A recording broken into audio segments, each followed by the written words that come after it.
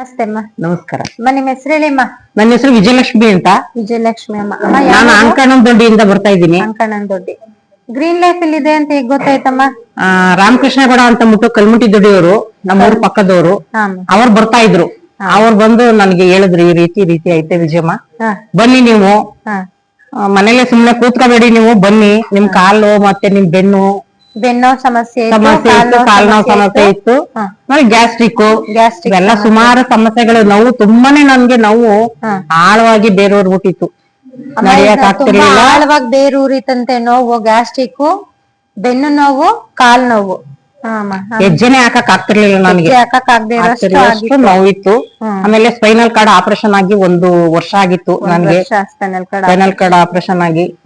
ಆಮೇಲೆ ಸುಮ್ನೆ ಎಲ್ಲೂ ಓಡಾಡ್ತಿರ್ಲಿಲ್ಲ, ಮನೆ ಆಯ್ತು ನಾನಾಯ್ತು ಹಾಗೆ ಇದ್ದೆ. ಎಷ್ಟು ವರ್ಷ ಹಿಂಗಾಗಿತ್ತು ಅಮ್ಮ? ನನಗೆ ಸುಮಾರು ಒಂದು 10 ವರ್ಷದಿಂದ ಈ ರೀತಿ ನನ್ಗೆ ಬೆನ್ನೋವು ಬಂದಿದ್ದು. 10 ವರ್ಷದಿಂದ ಬೆನ್ನೋವಿನ ಸಮಸ್ಯೆಯಿಂದ ಎಲ್ಲೂ ಓಡಾಡಕ್ಕಾಗದೆ ಹೇಳಕ್ಕಾಗದೆ ಕಷ್ಟಪಡ್ತಿದ್ರಂತೆ ಅಮ್ಮ.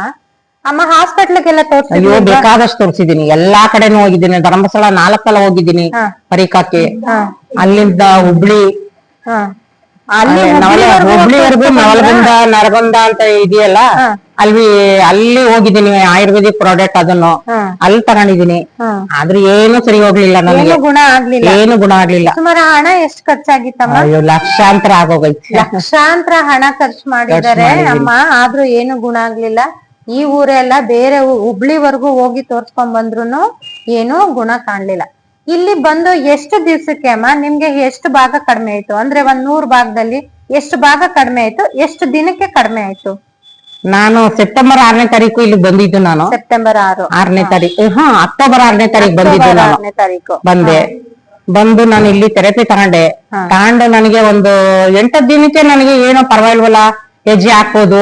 ಆದ್ರೂನು ಒಂದ್ ಭಯ ನನಗೆ, ಏನು ಅಂತಂದ್ರೆ ಮುಂದ್ಗಡೆ ಕೂತ್ಕೊಂಡ್ರೆ ನಾನು ಏನಾರ ಎಕ್ಸರ್ಸೈಸ್ ಮಾಡಿದಾಗ ಚೇರ್ ಆ ಕಡೆಗೆ ಈ ಕಡೆಗೆ ಟ್ವಿಸ್ಟ್ ಆದಾಗ ಏನಾದ್ರು ಬಿದ್ದು ಹೋಗ್ತೀನಿ ಅಂತಂದ್ಬಿಟ್ಟು ಅಲ್ಲೇ ಕೂತ್ಕೊಂಡು ಒಂದು ತಿಂಗಳು ಅಲ್ಲಿ ಕೂತಿದ್ದೀನಿ ನಾನು. ಆಮೇಲೆ ಸ್ವಲ್ಪ ಪರವಾಗಿಲ್ಲ, ಎಲ್ಲಾ ರೀತಿಲೂ ನನಗೆ ನೋವು ಕಮ್ಮಿ ಆಯ್ತು. ಮೇನ್ ನನಗೆ ನಡೆಯುವಂಗಾಯ್ತಲ್ಲ, ಅದಕ್ಕೆ ನಾನು ಗ್ರೀನ್ ಲೈಫ್ಗೆ ತುಂಬಾ ಆಭಾರಿ. ನಾನು ಬರೀ 10 ದಿನಕ್ಕೆ ವರ್ಷಾನ್ಗಟ್ಲೆ 10 ವರ್ಷ ಕಷ್ಟಪಟ್ಟು ಬೇರೆ ಬೇರೆ ಹಾಸ್ಪಿಟ್ಲ್ಗೆಲ್ಲ ತೋರಿಸಿ ಲಕ್ಷಗಟ್ಲೆ ಹಣ ಖರ್ಚು ಮಾಡಿದ್ರು ವಾಸಿ ಆಗದೆ ಇರೋದು ನಮ್ಮ ಗ್ರೀನ್ ಲೈಫ್ ಥೆರಪಿನಲ್ಲಿ ಬರೋ 10 ದಿನಕ್ಕೆ ತುಂಬಾ ರಿಸಲ್ಟ್ ಬಂದಿದೆ. ಬರ್ಲಿ ಅಮ್ಮಂಗೊಂದ್ ಜೋರಾಗಿ ಚಪ್ಪಾಳೆ. ಹೇಳಿ. ಆಮೇಲೆ ನಾನು ಕಾರಣಾಂತರದಿಂದ ಬರಕಾಗ್ಲಿಲ್ಲ, 15 ದಿನದಿಂದ ಬರಕಾಗ್ಲಿಲ್ಲ. 15 ದಿನದಲ್ಲಿ ಬಂದಿದ್ದೆ, ಆಮೇಲೆ ಬರಕಾಗ್ಲಿಲ್ಲ. ಬಟ್ ಏನಕ್ ಬರ್ಲಿಲ್ಲ ಹೇಳಿ? ಆಲ್ರೆಡಿ ಏನ್ ಮಾಡಿದ್ರಿ ನಮ್ಮಲ್ಲಿ ನೀವು? ಆಗ್ಲೇ ಬುಕ್ ಮಾಡಿದ್ದೆ ನಾನು. ಅಮ್ಮನಿಗೆ 10 ದಿನಕ್ಕೆ ರಿಸಲ್ಟ್ ಬಂದ ತಕ್ಷಣನೇ ಗೊತ್ತಾಯ್ತು, ಅಲ್ಲೆಲ್ಲದಕ್ಕಿಂತ ನನ್ಗಿಲ್ಲಿ ಬೇಗ ಗುಣ ಆಗುತ್ತೆ, ನಾನು ಇದನ್ನ ಮನೆಗ್ ತಗೊಳ್ಳೇಬೇಕಂತ ಹೇಳಿ ಅಮ್ಮನೇ ಡಿಸೈಡ್ ಮಾಡಿ ಅವ್ರು ಹೇಳಿದ್ರು. ಬಂದಾಗ್ಲೇನೆ ನನ್ಗೆ ಯಾರು ಹೇಳೋದು ತಲೆ ಬೇಡ, ನನ್ನ ಅನುಭವಕ್ ಬಂದ ತಕ್ಷಣ ನನ್ನ ಆರೋಗ್ಯಕ್ಕೆ ಏನ್ ಮಾಡ್ಕೋಬೇಕು ಅದನ್ನ ನಾನ್ ಮಾಡ್ಕೋತೀನಿ ಅಂತ ಬಂದ ದಿವ್ಸನೇ ಹೇಳಿದ್ರು.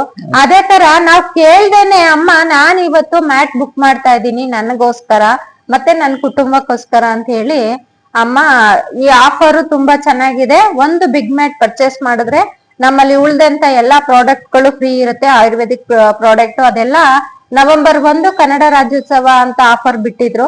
ಆ ಕಾರಣಕ್ಕೆ ಅಮ್ಮ ತಾನಾಗೆ ಬಂದು ಮ್ಯಾಟ್ ನ ಬುಕ್ ಮಾಡಿ ನಂಗೆ ಹೆಂಗಿರು ಈಗ ಆರಾಮಾಗಿದ್ದೀನಿ, ಹುಷಾರಾಗಿದ್ದೀನಿ. ಮತ್ತೆ ನಮ್ಮಲ್ಲಿ ಒಂದು ತುಳಸಿ ಡ್ರಾಪ್ಸ್ ಸಿಗುತ್ತೆ, ಅದು ಅಮ್ಮನಿಗೆ ಚೆನ್ನಾಗಿ ಅಡ್ಜಸ್ಟ್ ಆಗಿತ್ತು, ಗ್ಯಾಸ್ಟ್ರಿಕ್ ಸಮಸ್ಯೆ ನಿವಾರಣೆ ಆಗ್ತಿತ್ತು. ಅದ್ ಒಂದನ್ನ ನಾನ್ ಮನೇಲಿ ಬಳಸ್ತಿದ್ರೆ ಸಾಕು, ಆರಾಮಾಗಿರ್ತೀನಿ. ಈ ಪ್ರಾಡಕ್ಟ್ ಎಲ್ಲ ಬಂದ ತಕ್ಷಣ ಹೇಳಿ ನಾನ್ ಬಂದ್ ತಗೊಂಡ್ ಹೋಗ್ತೀನಿ ಅಂತ ಹೇಳಿದ್ರು. ಅದೇ ರೀತಿ ಪ್ರಾಡಕ್ಟ್ ಬಂದ ತಕ್ಷಣ ಫೋನ್ ಮಾಡಿದ್ವಿ, ಅಮ್ಮ ಬಂದಿದ್ದಾರೆ. ಈ ಮಧ್ಯದಲ್ಲಿ ಗ್ಯಾಸ್ಟ್ರಿಕ್ ನಿಮ್ಗೆ ಅಮ್ಮ ಇಲ್ಲಿ ಬಂದಾಗ ಡೈಲಿ ಪಚ್ಚೆಕಲ್ ನೀರು, ಪಂಚ ತುಳಸಿ ಡ್ರಾಪ್ಸ್ ಹಾಕಿರೋ ನೀರ್ ಕುಡಿತಿದ್ರಿ. ಒಂದ್ ವಾರ ಮನೇಲಿ ಇದ್ದಾಗ ಏನ್ ವ್ಯತ್ಯಾಸ ಆಯ್ತು? ನನ್ಗೆ ಹೆವಿ ಗ್ಯಾಸ್ಟ್ರಿಕ್ ಆಗೋಯ್ತು, ತಡ್ಕೊಳಕ್ಕೆ ಆಗ್ಲಿಲ್ಲ. ಶಾಪ್ಗೆಲ್ಲ ಹೋದೆ, ಆದ್ರೂ ಇಂಜೆಕ್ಷನ್ ಮಾತ್ರ ಎಲ್ಲ ಕೊಟ್ರು, ಆದ್ರೂ ನನಗ್ ಕಮ್ಮಿನೇ ಆಗ್ಲಿಲ್ಲ. ಏನಪ್ಪಾ ಮಾಡೋದು ಅಂತ ಯೋಚನೆ ಮಾಡ್ಬೇಕಾದ್ರೆ ನನ್ ತಂಗಿ ಮೈಸೂರಿನವರು ಹೇಳಿದ್ರು, ನಿಮ್ಗೆ ನೀರ್ ಕುಡಿತಿದ್ರಲ್ಲ ನೀವು, ಯಾಕೆಂತಂದ್ರೆ ಅವ್ರಿಗೆ ಇಲ್ಲೊಂದು ಕೊಡ್ಸಿದ್ದೆ ನಾನು, ಕೊಡ್ಸಿದ್ದೆ ಅವ್ರಿಗೆ. ಅಲ್ಲಿ ಕಮ್ಮಿ ಆಗೋಗಿತ್ತು, ಅವ್ರಿಗೆ ಫುಲ್ ಕಮ್ಮಿ ಆಗಿತ್ತು. ಅವ್ರು 8,000 ಕಮ್ಮಿ ಖರ್ಚು ಮಾಡವ್ರೆ ನೋಡಿ. 8,000 ಖರ್ಚು ಮಾಡಿ ಮೈಸೂರಿನಲ್ಲಿರೋರು ಖರ್ಚು ಮಾಡಿ ಗ್ಯಾಸ್ಟ್ರಿಕ್ ಸಮಸ್ಯೆ ನಿವಾರಣೆ ಆಗ್ದೇನೆ ಇಲ್ಲಿ ಬಂದು ನಮ್ಮಲ್ಲಿ ಬರೀ ಎಷ್ಟಮ್ಮ ಅದು ಪಂಚ ತುಳಸಿ ಡ್ರಾಪ್ಸ್ ಬರೀ 500 ರೂಪಾಯಿ. ಬರೀ 500 ನಾನು ಹೇಳಿದೆ ಅವರಿಗೆ ಡ್ರಾಪ್ಸ್ ತಗೊಂಡೋಗಿದ್ರು. ಅಷ್ಟ್ರಲ್ಲೇ ಅವರಿಗೆ ಗ್ಯಾಸ್ಟ್ರಿಕ್ ಸಮಸ್ಯೆ ನಿವಾರಣೆ ಆಗಿದೆ. ಅದನ್ನ ಅವರು ಮತ್ತೆ ಅವ್ರ ಅಕ್ಕನ್ಗೆ ಹೇಳಿದ್ದಾರೆ, ನನಗೆ ಈ ತರ ಆಗಿದೆಯಲ್ಲ, ನೀವ್ ಯಾಕೆ ಅದನ್ನ ಮಾಡ್ಬಾರ್ದು ಅಂತ. ಆಮೇಲೆ ಅವ್ರ ಹಂಗಂತಂದ್ರು.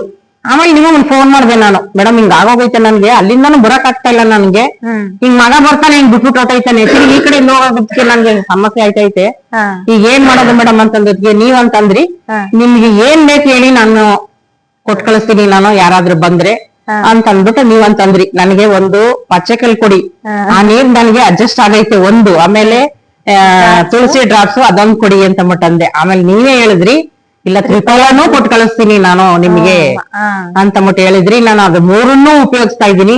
ಈಗ ನನಗೆ ಗ್ಯಾಸ್ಟ್ರಿಕ್ ಸಮಸ್ಯೆ ಇಲ್ಲ, ಮುಂದಕ್ಕೂ ಬರೋದು ಬೇಡ, ನನ್ಗೆ ಯಾರಿಗೂ ಬರೋದ್ ಬೇಡಿ, ಯಾರಿಗೂ ಬರೋದು ಜೀವ ಇರೋವರ್ಗುನು ನಿಮ್ದಿಂದ ಇಲ್ಲಿ ನಿಮ್ಗೆ ಆದಷ್ಟು ಬಂದು ಕಾಲ ಕಳೆದು ನೀವು ಥೆರಪಿ ತಗೊಂಡು ನಿಮ್ ಕೈಲಿ ನಿಮ್ ಮ್ಯಾಡ್ ತಗೊಳಕ್ ಆಗ್ಲಿಲ್ಲ ಅಂತಂದ್ರು 4 ತಿಂಗಳು 5 ತಿಂಗಳು 6 ತಿಂಗಳು ಎಷ್ಟು ದಿನ ಆಗುತ್ತೆ ಅಷ್ಟು ದಿನ ಬಂದು ನೀವು ಥೆರಪಿ ತಗೊಳ್ಳಿ. ಇದರಿಂದ ತುಂಬಾನೇ ಉಪಯೋಗ ಐತೆ. ಇದು ಒಂಥರ ಸಂಜೀವಿನಿ ತರ ನನಗೆ ಕೆಲಸ ಮಾಡ್ತು. ನೋಡಿದ್ರ ನಮ್ಮ ಪ್ರಾಡಕ್ಟ್ ನ ಅಮ್ಮ ಸಂಜೀವಿನಿಗೆ ಹೋಲಿಸಿದಾರೆ. ಯಾರ ಕಾಲದಲ್ಲಿ ಕೇಳಿದ್ರಿ ಸಂಜೀವಿನಿ? ಯಾರು ಹೇಳ್ತಿದ್ರು ಸಂಜೀವಿನಿ? ಯಾರು ಹೇಳ್ತಿದ್ರಪ್ಪ? ಇದ್ರಲ್ಲಿ ರಾಮಾಯಣದಲ್ಲಿ ಹನುಮಂತ ಅವರು ಸಂಜೀವಿನಿ ಬೆಟ್ಟದಿಂದ ಒಂದು ಔಷಧಿ ಹೆಸರು, ಅದು ಗಿಡ ಮೂಲಿಕೆ, ಅದನ್ನ ತಂದು ಕೊಟ್ಟಿದ್ರು ಪ್ರಾಣ ಉಳ್ಸಕ್ಕೋಸ್ಕರ ಅಲ್ವಮ್ಮ? ಆ ತರಕ್ಕೆ ಇದಕ್ಕೆ ನಮ್ಮ ಮ್ಯಾಟ್ ನ ಹೋಲಿಸ್ತಿದ್ದಾರೆ ಅಮ್ಮ. ಅಂದ್ರೆ ಅವ್ರಿಗೆ ಅಂತ ಒಳ್ಳೆ ರಿಸಲ್ಟ್ ಬಂತು. ನನಗೆ ಮಾತ್ರ ನಾನು 1.5 ತಿಂಗಳು ತಗೊಂಡದ್ದಲ್ಲ, ಇದು ಹೆಚ್ಚುಗಾರಿಕೆ ಅಲ್ಲ, ಇಲ್ಲಿ ವರ್ಷಾನುಗಟ್ಲೆ ತಗೊಂಡಿದ್ದಾರೆ. ಅವ್ರ ಅನುಭವನು ನಿಮಗ್ ಪ್ರತಿ ದಿನ ಹೇಳ್ತಾ ಇರ್ತಾರೆ. ಇದು ಸುಮ್ನೆ ಬೂಟಾಟಿಕೆ ಮಾತಲ್ಲ, ಸುಮ್ನೆ ಏನೋ ಬಂದ್ರು ಹೇಳಿದ್ರು ಹೋದ್ರು ಆತರ ಅಲ್ಲ. ಸುಮ್ನೆ ಮಾತ್ರ ಮಾಡ್ಬೇಕು ಅನ್ನೋದಲ್ಲ, ಸ್ವಂತ ಅನುಭವನ ನಾವು ಹೇಳ್ಕಂತೀವಿ ನಾವು. ಅದು ನೀವು ಎಲ್ಲಾ ತಾಳಿ ಅಷ್ಟೇ. ಅಮ್ಮ ಹೇಳ್ತಿದ್ದಾರೆ ಪ್ರತಿದಿನ ನೀವು ಇಲ್ಲಿ ವರ್ಷ ಆದ್ರೂ ಪರವಾಗಿಲ್ಲ, 6 ತಿಂಗಳಾದ್ರೂ ಪರವಾಗಿಲ್ಲ, ಇಲ್ಲಿ ಬರೋವರೆಗೂ ಉಚಿತ ಥೆರಪಿನೇ. ನಿಮ್ಮ ಆರೋಗ್ಯನ ನೀವು ಕಾಪಾಡ್ಕೊಳ್ಳಿ, ಬನ್ನಿ. ಇದರಿಂದ ಯಾವ್ದೇ ರೀತಿ ಸೈಡ್ ಎಫೆಕ್ಟ್ ಏನು ಬಂದಿಲ್ಲ. ತಾಳದೇ ಇರೋದ್ರಿಂದ ಸೈಡ್ ಎಫೆಕ್ಟ್ ಆಯ್ತು ನನಗೆ. ಥೆರಪಿಗೆ ಬರ್ದೇ ಇದ್ದಾಗ ಗ್ಯಾಸ್ಟ್ರಿಕ್ ಸಮಸ್ಯೆ ಬಂತು, ಆದ್ರೆ ಮತ್ತೆ ಡ್ರಾಪ್ಸ್ ಮತ್ತೆ ತ್ರಿಫಲ ಜ್ಯೂಸ್ ಬಳಸಿದಾಗ ಅದು ಕಮ್ಮಿ ಆಗೈತೆ ನನಗೆ. ಹಂಗಾಗಿ ಈ ಥೆರಪಿ ಮಾಡೋದ್ರಿಂದ ಯಾವ್ದೇ ರೀತಿ ಸೈಡ್ ಎಫೆಕ್ಟ್ ಆಗಲ್ಲ, ಆರಾಮಾಗಿ ಆರೋಗ್ಯಕರವಾಗಿರ್ತೀವಿ ಅಂತ ಹೇಳ್ತಾ ಇದ್ದಾರೆ ಅಮ್ಮ. ಇಲ್ಲಿ ಬರೋರ್ಗು ಇರೋರ್ಗುನು ಅದನ್ನೇ ಹೇಳ್ತೀರಾ? ಅದನ್ನೇ ಹೇಳ್ತೀನಿ ನಾನು. ಬಂದು ತಾಳಿ, ಮನೆಯಲ್ಲಾದ್ರೂ ನೀವು ಉಪಯೋಗಿಸ್ಬೋದು ಪ್ರಾಡಕ್ಟ್ ಗಳನ್ನ. ಇಲ್ಲ ನಮ್ ಕೈಲಿ ಆಗಲ್ಲ, ಇಲ್ಲೇ ಬಂದು ನಾವು ತಗೊಂತೀವಿ ಮ್ಯಾಟ್ ಮತ್ತೆ ಇದೆಲ್ಲ ಬೇರೆ ಇದೆಲ್ಲ ಇದೆ, ಅದೆಲ್ಲ ತಗೊಂತೀವಿ ನಾವು ಅಂತಂದ್ರೆ ಅದನ್ನೂ ಮಾಡಿ ನೀವು. ಆದಷ್ಟು ಆರೋಗ್ಯನ, ಯಾಕೆ ಅಂತಂದ್ರೆ ಇನ್ನೊಬ್ರ ಕೈ ಕೆಳಗೆ ನಾವ್ ಇರುವಾಗ ವಯಸ್ಸಾಯ್ತು ನಮ್ಗೆ, ವಯಸ್ಸು 60 ಮೇಲಾದ್ಮೇಲೆ ಇನ್ನೊಬ್ರ ಕೈ ಕೆಳಗೆನೆ ಇರ್ಬೇಕು ನಾವು. ಅವ್ರಿಗೆ ಭಾರ ಆಗ್ಬಾರ್ದು. ನಮ್ಮ ಆರೋಗ್ಯನ ನಾವೇ ಕಾಪಾಡ್ಕೊಂಡು ನಾವಿದ್ದು ನಮ್ ಕೈ ಕಾಲು ನಾವ್ ಚೆನ್ನಾಗಿದ್ರೆ ಎಲ್ಲಿ ಬೇಕಾಗ ಓಡಾಡಬಹುದು.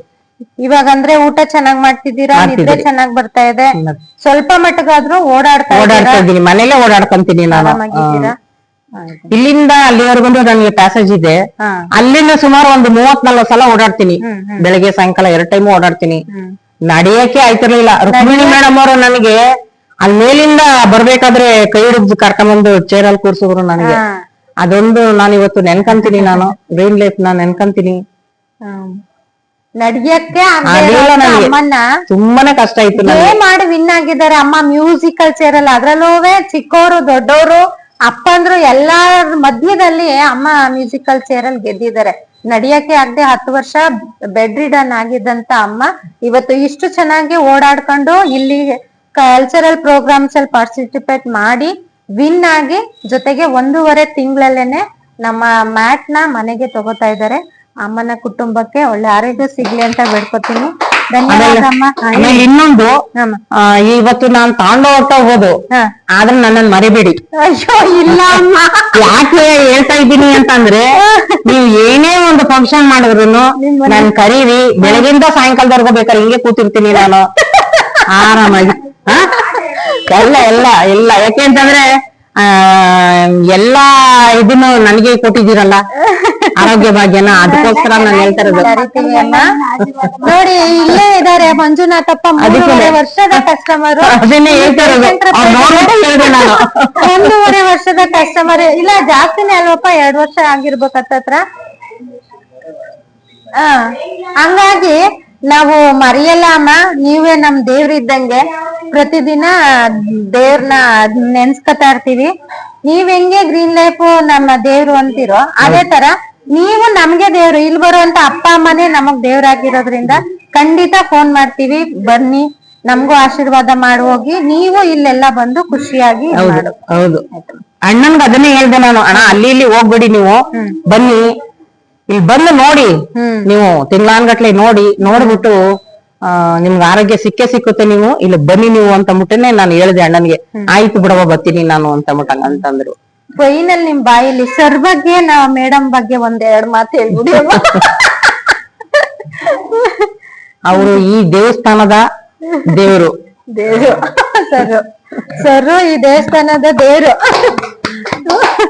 ಪ್ರತಿಯೊಬ್ಬರಿಗೆ, ದೊಡ್ಡವರೇ ಆಗ್ಲಿ ಚಿಕ್ಕವರೇ ಆಗ್ಲಿ ಮಧ್ಯಮ ವಯಸ್ಸವರಾಗ್ಲಿ ಎಲ್ಲರಿಗೂನು ಕನ್ವಿನ್ಸ್ ಮಾಡಿ ಅವರು ಏನೋ ಅವ್ರ ಅನುಭವದಲ್ಲಿ ಐತೆ ಆ ಮಾತೆಲ್ಲ ಹೇಳಿ ನಮಗೆ ಬನಗಟ್ಟಾಗುವಂಗೆ ಮಾತಾಡ್ತಾರಲ್ಲ, ಅದಕ್ಕೊಂದು ಹ್ಯಾಟ್ಸಪ್ ಅಷ್ಟೇ. ಆಮೇಲೆ ನೀವು ಬೇರೆ ಯಾರ ಬಗ್ಗೆನೂ ತಲೆ ಕೆಡ್ಸ್ಕೊಳಲ್ಲ.